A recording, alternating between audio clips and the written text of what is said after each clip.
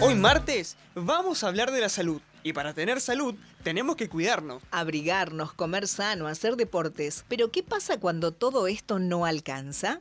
Miles de bacterias, virus y enfermedades nos rodean diariamente, Muchas son visibles y podemos prevenirlas con facilidad. pero otras se arreglan para pasar desapercibidas. Quédate pegado a la pantalla porque te vamos a contar qué es y cómo se previene el síndrome urémico hemolítico.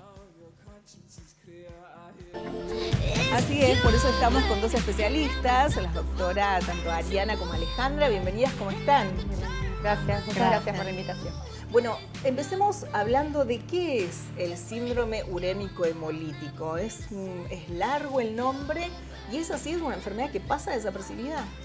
Bueno, el nombre describe lo que pasa con la enfermedad. Esta es una enfermedad que es producto de una bacteria que elimina una toxina dentro del organismo de los niños y de los adultos. Esta bacteria se puede encontrar en carnes y en verduras. Y bueno, el efecto que tiene es a nivel intestinal, a nivel renal, del sistema nervioso y de ahí también los síntomas que aparecen. Bueno, les propongo ver qué es lo que sabemos en realidad acerca del síndrome urémico hemolítico. Nosotros salimos a la calle a preguntarle a la gente qué es lo que sabe acerca de esta enfermedad y esto nos dijeron.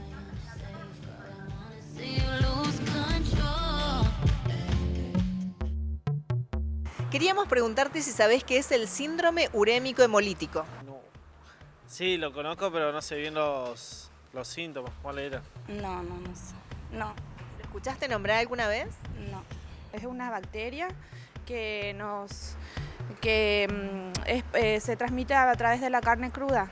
Conozco el nombre, pero no sé específicamente cuál es el inconveniente posterior, ¿viste? No lo conozco. ¿No escuchó nunca nombrar esta enfermedad? No. Creo que es por el tema de la carne cruda, ¿no? No sé de qué se trata, no. No, nunca lo he oído. No lo conozco, no sé qué. Tenemos conocimiento del síndrome. Más o menos, no estoy bien informada, pero es por la por la comida mal cocinada. ¿Y cómo prevenir esta enfermedad?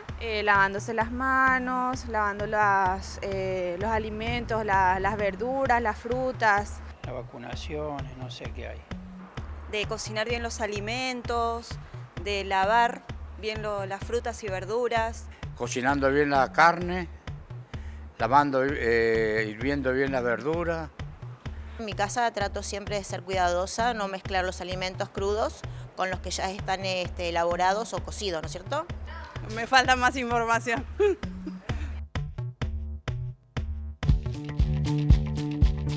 Muy bien, ahí estaba parte de lo que decía la gente acerca del síndrome urémico hemolítico. Y uno se pregunta, ¿cómo se contrae esta enfermedad? Bueno, la enfermedad en realidad se contrae a través de esta bacteria que elimina la toxina en el intestino y esta bacteria puede estar presente en alimentos que están mal lavados, por ejemplo, o en el agua mal controlada, así agua que no es segura. Esta bacteria está en el intestino de los animales, de las vacas sobre todo, por eso es que uno asocia el síndrome urémico hemolítico con la comida que viene de la carne vacuna, ¿sí? Sobre todo con la carne molida. Y esa es la forma, un alimento mal cocinado, por ejemplo la carne molida de hamburguesas, de albóndigas, al ser consumido por niños sobre todo, puede llegar a producir el síndrome urémico hemolítico. Bueno, les propongo que revisemos, nosotros tenemos... preparamos una placa y les propongo que revisemos a ver si están bien explicados cuáles son los principales síntomas. Por ejemplo, diarrea con sangre, disminución de la orina, sangre en la orina, dolor abdominal, vómitos y fiebre ocasional. Estos son algunos de los síntomas que nos advierten que podemos haber contraído esta enfermedad. ¿Está bien, doctoras? ¿Estos síntomas son en general? Sí, están bien. Todos los síntomas que describieron son del cuadro ya instalado del síndrome urémico hemolítico, pero bueno, generalmente la persona empieza con un cuadro de diarrea que al principio puede ser leve, después una diarrea con sangre y en los casos que se desencadena el síndrome urémico hemolítico vemos todos estos síntomas, ¿sí? Puede afectar el riñón y también traer síntomas neurológicos. Es muy importante por eso que cuando tenemos un chico con diarrea lo llevemos a la consulta y cuando la diarrea es con sangre, los pediatras suelen solicitar un análisis de materia fecal y lo controlan al paciente de cerca si es que no requiere internación. No hay un tratamiento específico para el síndrome urémico hemolítico. Una vez que se instala, el tratamiento es de sostén, ¿sí? Es con sueros, con hidratación, y hay pacientes que requieren diálisis. Pero bueno, podemos evitar llegar a esta situación si tomamos ciertas medidas en casa que no son gratuitas, son fáciles, pero es solo prestar un poco de atención. Bueno, antes de pasar a las recomendaciones, quiero preguntarle si solamente es una enfermedad que se da en niños o también se da en personas adultas. También se da en personas adultas, pero menos frecuentemente. Esto depende de la superficie corporal del organismo del niño y de la carga de bacterias que puede producir una enfermedad más frecuente en los niños. En las personas adultas se da sobre todo en inmunosuprimidos y en personas adultas mayores, o sea, mayores de 65 años sobre todo. Es muy poco frecuente, pero se puede llegar a ver. ¿Es una enfermedad que tiene cura? ¿Es una enfermedad que puede derivar en la muerte? Sí, puede derivar en la muerte. En Argentina por lo menos la mortalidad está en un nivel del 4%. Nosotros lo que vemos en Argentina es que se producen 400 casos al año y de ellos entre el 2 y el 4% fallecen. Ajá. Pero ¿esta enfermedad se cura? ¿Hay personas que padecen la enfermedad y han logrado curarse? Sí, pero muchos quedan con secuelas, o secuelas renales, ¿sí? Con insuficiencia renal, que muchas veces requiere diálisis, o con problemas neurológicos, por ahí con convulsiones recurrentes, como secuela del cuadro. Ajá. Sí. O sea que es una enfermedad que puede traer muchas complicaciones, por eso es tan importante informarnos y de qué manera podemos prevenir, ¿no es cierto? Bueno, nosotros tenemos una serie de recomendaciones también, vamos a ver si las doctoras nos dan el ok en cuanto a estas recomendaciones que también tenemos en una placa, ¿sí? Las recomendaciones generales tienen que ver con, por ejemplo, los modos de cocción, ¿sí? Cocinar a más de 70 grados, que la carne no sea jugosa, ni rosada, ni roja en el centro, y en el caso de la carne congelada, el tiempo de cocción es mayor. ¿Está bien todo esto que decimos? Sí, está perfecto. Sobre todo el tema del descongelamiento de la carne, no hay que hacerlo afuera de la heladera ni afuera del freezer, sino directamente en la heladera se tiene que descongelar para después al otro día cocinarla. ¿Sí? Evitar la descongelación fuera de lo que es la heladera, ¿sí? Bajo la canilla de agua o en un recipiente aparte. Bien. Algunas otras recomendaciones se encuentran la manipulación de los alimentos en general. Tenemos que tener en cuenta, sobre todo quienes cocinan y quienes están en contacto todo el tiempo con los alimentos. Sí. En primer lugar, quien está enfermo no tiene que tocar ningún alimento para cocinar. Si lo puede hacer otra persona en la casa, mejor. Y las recomendaciones van desde que uno ingresa al supermercado a comprar las cosas, que tenemos que comprar todos los días. Lo primero que tenemos que comprar son los alimentos y poner en el carrito los alimentos que vienen envasados y luego los perecederos, ¿sí? Uno haciéndose un movimiento por el supermercado, compra todo lo enlatado y en envase y después todo lo que es carne, verdura, fruta y lácteos. ¿Esto tiene que ver con que no se pierda la cadena de frío? Que no se pierda la cadena de frío y que no tengan contacto los alimentos que son crudos, que ya compramos crudos, con los otros que vienen envasados. Y específicamente las carnes, colocarlas en bolsa. Igual que los huevos también, si los podemos separar de todo el resto de los alimentos, mejor.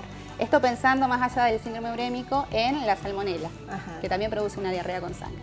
Bien, que en otro momento podemos hablar un poco más porque la salmonelosis también es un problema que lo podemos evitar con algunas precauciones también en casa. ¿Algunas otras recomendaciones que tengamos que tener en cuenta, por ejemplo, al momento de cocinar? Sí, fundamental el lavado de manos. O sea, es sencillo, es económico. Cuando llegamos a casa debemos lavarnos las manos después de ir al baño y antes de cocinar. Y mientras estamos cocinando también podemos requerir lavarnos las manos. Por ejemplo, si yo preparé una carne cruda, la pongo al horno a cocinar y después voy a preparar otro tipo de alimentos, tengo que lavarme las manos, ¿sí? Posiblemente necesite lavarme las manos varias veces dentro del procedimiento de la preparación de la comida.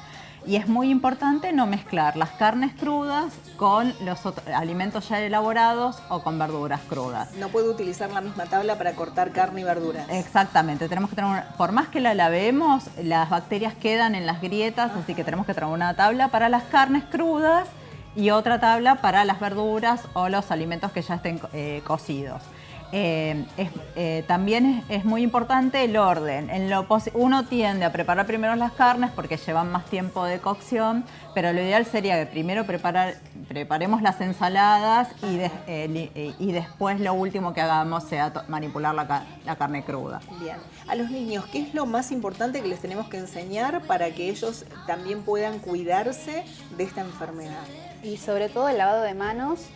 Y en las escuelas, que nosotros tenemos problemas por ahí con los colegios, por los nenes más chiquitos que no saben higienizarse, tratar de no enviarlos al colegio enfermos.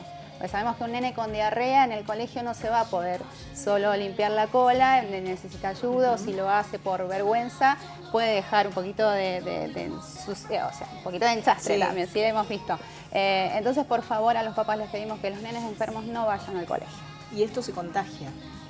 Esto se transmite de persona a persona, por eso también, si bien es menos frecuente el síndrome urémico hemolítico en los adultos, tenemos que saber que los adultos podemos infectarnos con la bacteria en el intestino y que a lo mejor a nosotros nos da una diarrea leve o ningún síntoma, pero se la podemos transmitir a los chicos. Bien. Ante estos síntomas hay que consultar rápido, ¿no es cierto? Sí. Sí. Ante una diarrea, más cuando es con sangre, la consulta debe ser inmediata porque no sabemos ante qué patología estamos presentes. ¿Y cómo se determina que es esta y no otra patología? Bien, el médico pediatra o médico generalista que tiene en su presencia un paciente con diarrea con sangre debe pedir un coprocultivo, ¿sí? El coprocultivo determina qué germen está en la materia fecal y a partir de esto y con las determinaciones del laboratorio se va viendo el avance de esa bacteria en el organismo del niño. Puede quedar en una diarrea con sangre y no pasar a ser un síndrome urémico, o sí seguir la progresión y la complicación del síndrome urémico hemolítico. Bueno, un tema importante, pero en el cual lo primordial es la información y las reglas de higiene, ¿sí? Internalizarlas, aprenderlas y practicarlas en casa con los nuestros para cuidarlos, porque esto es lo más importante, ¿no? Que está en nuestras manos prevenir esta enfermedad. Doctoras, le agradecemos muchísimo a la gentileza de haber compartido esta mañana con nosotros y habernos enseñado todo esto que es necesario para prevenirnos y para estar sanos. Así que muchas gracias. Muchas gracias a ustedes.